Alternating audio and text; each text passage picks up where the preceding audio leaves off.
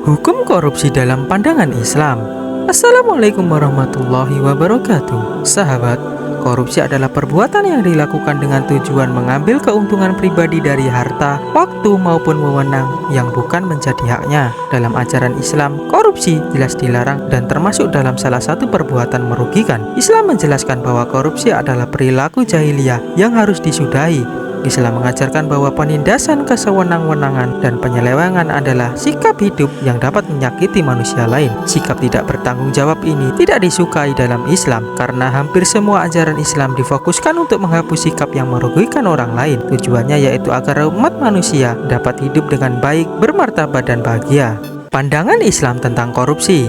Hukum Islam menyebut tindakan korupsi dengan istilah jarimah atau jinayah. Kedua istilah ini mempunyai pengertian yang sama, yaitu perbuatan yang dilarang dalam hukum Islam, baik perbuatan itu mengenai jiwa, harta, atau lainnya. Pembahasan mengenai tindakan-tindakan yang dipandang sebagai korupsi dapat dilihat dalam beberapa ayat dalam Al-Quran. Terdapat ayat yang menyebutkan bahwa dilarang makan harta sesama dengan jalan batil, dan larangan tentang menyuap hakim demi menguasai harta yang bukan haknya, sebagaimana tercantum dalam Al-Quran surah Al-Baqarah ayat 188, yang artinya, dan janganlah kamu makan harta di antara kamu dengan jalan yang batil, dan janganlah kamu menyuap dengan harta itu kepada para hakim dengan maksud agar kamu dapat memakan sebagian harta orang lain itu dengan jalan dosa, padahal kamu mengetahui. Ada beberapa istilah dalam Al-Quran dan hadis yang memperlihatkan kesesuaian arti dengan unsur korupsi. Istilah tersebut memiliki arti khusus.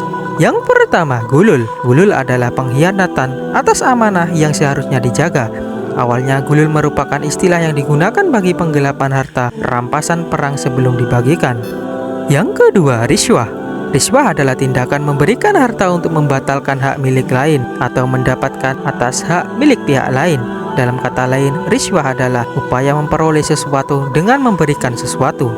Yang ketiga, al-sud. Al-sud artinya makan yang haram. Al-sud sendiri berarti memanfaatkan unsur jabatan atau kekuasaan atau kewenangan untuk memperkaya diri atau orang lain atau suatu korporasi dengan menerima imbalan dari orang lain atas perbuatan itu. Yang keempat, gosop.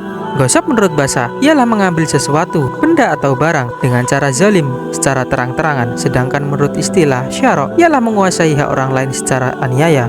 Yang kelima, al-sarikoh. Al-sarikoh artinya adalah pencurian.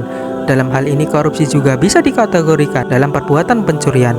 Allah Subhanahu wa taala melaknat seorang muslim yang melakukan pencurian. Na'udzubillah min dzalik.